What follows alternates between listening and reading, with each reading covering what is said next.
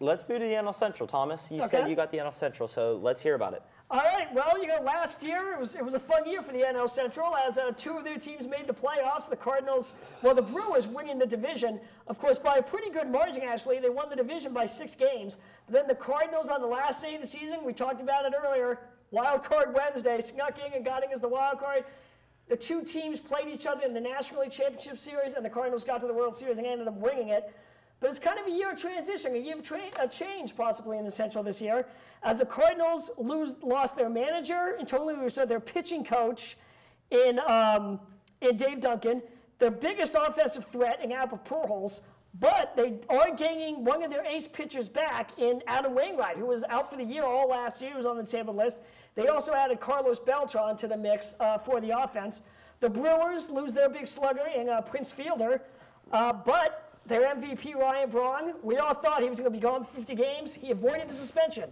So he will be there in the lineup on opening day. And the Reds look ready to win again after a rough 2011. The Cubs are entering a new era with Theo Epstein as their president of baseball. And it is, side note, the last year for the Houston Astros as a National League team. So let's hope this was a fun division last year. I think it has a lot of questions coming into it this year. So let's start it. And Dave, I want to start with you and ask you, do you think the division has suddenly opened up now with the absence of Pujols and Prince Fielder? Yeah, I definitely think it's opened up. Even if Pujols stayed with the Cardinals, the Cardinals had that magical run just like they did, I believe, in 2006. And it was just one of those years where they got hot, and they're a good veteran team. They knew what it took to win it, and they still got very lucky with the right breaks to win the whole thing, win the whole World Series. But I think it's just going to be more of more parity. I think the Brewers, like you said, they lost Prince Fielder. The Reds had an off year last year. The Cubs are, I guess, kind of rebuilding, but they got some great talent there. So I think it's just going to be more competitive, and it should be a very interesting year in the Central. We'll get to it later as far as our predictions are concerned. You mentioned the Cardinals. It's a lot of talent they lost, but I still think that they'll be good enough. As far as defending the championship, it's going to be tough, though. But the division is more open. Yes. Okay. No. And yeah, absolutely. It's going to be an interesting year. Hey, Ben. We mentioned the loss of Pujols, and Dave was talking about that with the Cardinals. Can the Brewers, now that Ryan Braun, we know, will be there for the full season, assuming he doesn't get hurt, can the Brewers still be a threat without Prince? Yeah, I do think they can. Braun is absolutely one of the best players in all of baseball, and having him for the full season is huge. Yeah, they lost Fielder, so that's a big hole in the lineup. But, I really like their top 3 pitchers, and I think that's going to keep them in contention with Zach Greinke and Giovanni Gallardo and Sean Markham. And then their offense is nothing to shake a stick at, so they say. Yep.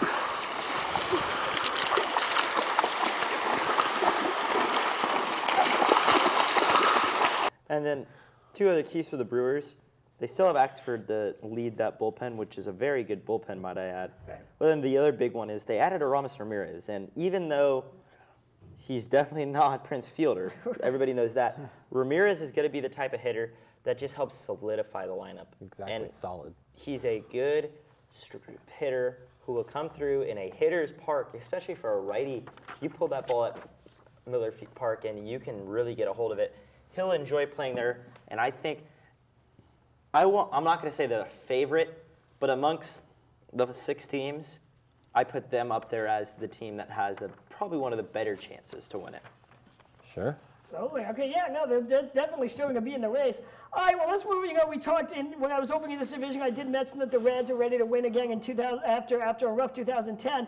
They did beef up 11. Thank you. They had a good 2010. That's right. They had a rough 2011. They beefed up the pitching staff. One of their big moves was getting Matt Latos, the former Padre ace from San Diego. Alex, how's the Reds? Do you think the Reds' new young pitchers will be able to adjust to the very hitting-friendly Great American Ballpark? I think it'll be easy early in the season because based off of weather patterns, and I'm not joking when I say this, it's actually going to be very cold this year in April throughout most of the East Coast, which will help those guys because the ball won't be able to travel as much in the heat. that as it would in heat, and it'll keep the ballpark maybe a little bit bigger and won't let it play, where guys can just hit bombs to the second level there at Great American Ballpark in left field or into the river out in right field. It'll actually help them. But if that ballpark heats up and Latos is serving them up like he tends to, and we saw this when he faced the Giants, when he struggles, he can get hit really hard. And if that happens, that ballpark, oh my goodness, this could be bad. And that's the other thing. When I asked that question, I was thinking of Latos, because he's a guy just like the Reds, had a good, strong 2010, and then kind of fell off in 2011. And he came up with the Padres. He's pitched his whole career, granted it's only 2-3 years, but his whole career in the National League West, which, except for Coors Field, very pitcher-friendly ballparks. Well, Chase Field is really hitter-friendly as well, but... Right, but it's deep, the gaps. I mean, it's hard to get it out. But you're right. I mean, there are a lot of pitching-friendly ballparks, good point, in the National League West.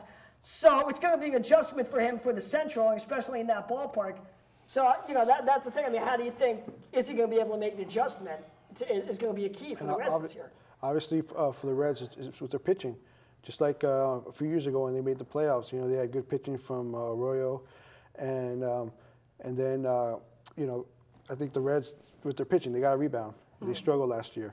So Dusty Baker, I'm sure we'll see what kind of magic he has for the Reds this year. But great point by Alex regarding with the weather, the conditions so far. That's the thing. I mean, the rest of us, we all study the notes and the stats. He studied the weather patterns. That is awesome. That is awesome in-depth stuff. Very nice. Well, again, it's a ballpark that you don't know. I know for a fact the Giants go there late April on the second half of a 2-city road trip in New York. And it's going to be cold when the Giants go back there in that time in April. They are not going to see good weather. Cincinnati may be a better team without that weather the way it is because of their pitching. And they're going to be a team that, last year they went 37-44 on the road. I think because their focal point was pitching, they made, they were right at 500 at home, 3 games over at 42-39. They may become a better road team than a home team, which in baseball it's rare to see, but I could honestly see that happening with this team just because of the way their pitching is set up. I'd like to say I think the Reds have one of the more exciting offenses in baseball with Votto, and Bruce, when he's on, can be one of the most exciting power hitters. Phillips. Still got Scott Rowland and Brandon Phillips. Exactly, and that's what's going to keep them competitive. Potent offense.